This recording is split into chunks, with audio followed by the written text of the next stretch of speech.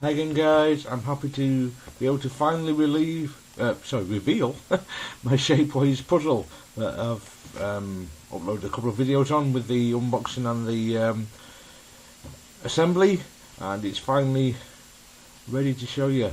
So you can see it's fully stickered now, and it looks great. Size-wise, it's actually quite small. Compare it to the 3x4x5. It's you can see it a little bit smaller in every direction, although the 4 cubes are about the same width as the 3 cubes, slightly larger. But yeah, overall it's quite a bit smaller. Given the fact that it's 4x5x6, you'd expect the cubes to be smaller, but obviously you decided to make the puzzle as a whole smaller, which is good, really, I suppose, because it's with Shapeways products, you're paying by the amount of material that's used in the making the model. So you know, the smaller you can make the model and still keep it stable, the better, really. But yeah, this is a fabulously turning puzzle. It really is. I've got it tensioned very tight at the moment. Now I've done that for two reasons. One, to get it broken in better, so that once it's breaking in and worn some of the powder away, it will turn better, and it should be fine. It doesn't turn badly or anything, it's just a little bit tight on a couple of layers. The second reason is the screws I've got in there, if you watch the assembly videos, they're a little bit too small, they're not quite long enough. So I've had to have them quite tight, because I've actually had it pop on me once already. So I've actually ordered some longer screws, so I'm waiting for those to arrive, and I will replace them once I've got those. But yeah, it's so yeah, I've got it quite tight at the moment to try and stop those screws from popping out of the core, because they don't screw very far into the core. If you saw my assembly video, you'll see that. But yeah, it still turns absolutely fabulously, it really does. It's so nice, this puzzle. It doesn't really do much in the way of corner cutting, but I'm not really too concerned about that. You do have to kind of get, it does a little bit, as you can see, but that's really a bit of a struggle for it. So, but that's obviously a side effect of having it tensioned really tight as well. So once I've got the longer screws in, perhaps I can have it slightly looser, and that will corner cut. But I'm not really too concerned anyway. I mean, as long as it turns as I want it to turn, it should be fine. So yeah, this puzzle is a 4x5x6, obviously. It's the next in the series of brick cuboids, after the 2x3x4 which I have, and the 3x4x5, which is probably one of my favourite puzzles in my collection, which is why I chose this one as my next Shapeways purchase. I don't buy many Shapeways puzzles, I can't afford many, I just happen to have a bit of spare money, so decided to splash out. And because I enjoy the brick cuboids so much, this was the one I decided to go for. So yeah, I think it's about time this beastie got its first scramble and solve. So you can see what it looks like. Obviously it's like all the other brick cuboids, it only shapeshifts in one direction. So if you turn the 4 face into the 5 face, you can't shapeshift that, because things don't line up. Obviously you can't shapeshift when you've got an even layer turning into an odd layer. So what you have to do is turn the even layer into the other even layer, and then it does shapeshift. But first of all, as with all cuboids, before you shapeshift, you need to get it as scrambled as you possibly can without shapeshifting, because once you start shapeshifting, as with all other cuboids, you start bandaging things. I'll show you what I mean by that. If I turn the 4 face into the, you can see at the moment I can turn this 4x5 face separately.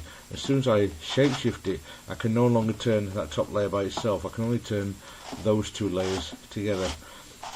And at that point, these layers aren't going to get any further scrambled, so you need to make sure that things are as scrambled as you can get them. But the thing is to remember, they're not going to look completely scrambled, because of course I'm only actually mixing them with the colour on the opposite end at the moment. So blue and green are mixing, red and orange are mixing, white and yellow are mixing. So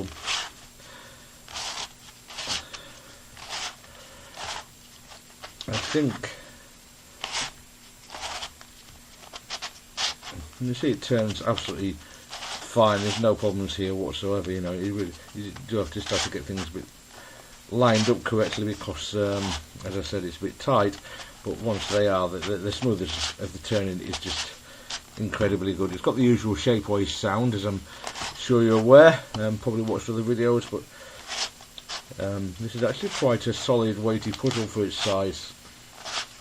It doesn't feel light. I've got a couple of other Shapeways puzzles that feel quite light and very hollow. I don't think this one's as hollow as those are.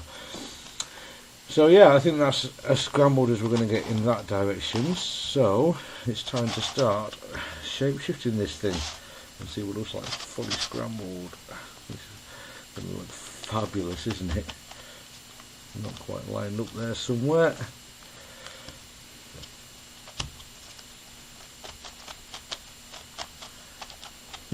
Well, we're not got lined up.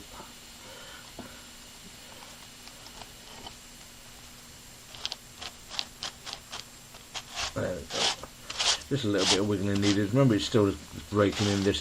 It's the case with all Shapeways products. You do need to break them in a little bit, because there's a slightly more tolerance to the kind of accuracy of the 3D printed pieces than you would get in a mass-produced puzzle. The breaking in kind of wears off the inaccuracies in the printed pieces as you turn it, and so yeah, gradually you'll turn better and better. But you might find the puzzle gets kind of quite filled with the powder that wears away, because these are actually the 3D printing process that is used by Shapeways. It's called laser sintering, I believe, something like that. Basically, they place a layer of powder on the model, then they use a laser to bond that to the layer beneath it, and then they put another layer of powder on, and yeah, obviously when you're wearing it away, you turn it back into powder again. Which is why when you take these out of the bag, you often can get covered in powder. You can see I've actually got sort of the black powder on my fingers. Maybe, I don't know if it's still showing up from finishing assembling this, but yeah, there we go. I think I can call that about ready to about scrambled, ready to try out my first solve. So I'll go away and give it a solve or 10 and I'll come back to you with more thoughts when I've done so. Okay then, so I've solved this puzzle probably half a dozen times now, and it's broken in absolutely brilliantly. It turns superbly now, it really does. It's just so smooth, so easy, it's fabulous. You still have to have things lined up a little bit. You've got to remember this plastic that they use in Shapeways puzzles is called strong and flexible, so you know it does bend a bit, which means there's a bit of movement in the pieces. If you don't get things lined up right, then basically pieces tend to twist rather than kind of corner cutting. But you got a little, as you can see there, you know, there's enough to say you don't have to have it absolutely precisely lined up. But you know, this again, like most of the puzzles that I collect, this isn't meant for speed cubing. This is meant for solving challenge. Solving wise, it's a lot of fun. It's very similar to the 3x4x5. It's from the same kind of classification of cuboids. It's just one order higher. But I've really enjoyed solving this. I really enjoy the process of these brick cuboids. I don't know why, especially these, but I just get so much pleasure from solving them. I find the entire process fun. This one, it solves much the same. There's a different kind of base puzzle in where when it's bandaged. You have to solve it as a different kind of puzzle to what you do the 3x4x5. But I think most people who would buy this would be already competent at solving that, so that wouldn't be a problem. The interesting part, or more interesting part with this one, is the end stage where you're doing kind of parity fixes in various positions. With this one, there's more of them, obviously, because it's higher order to start with. So that adds to the fun. But you also get things like mixed odd and even parities in the same place sort of thing, which you wouldn't find on the 3x4x5. So you get the entire strip there, whereas normally you'd only have two together or one on its own on the 3x4x5 to solve. But you get, and I found that this seems to happen on this quite regularly, which kind of adds to the challenge of figuring out exactly which kind of pieces you're going to pair up to do the parity fix that solves them. So yeah, it's a huge amount of fun. I've really, as I said, thoroughly enjoyed this puzzle. I'm so happy I've got this one in my collection.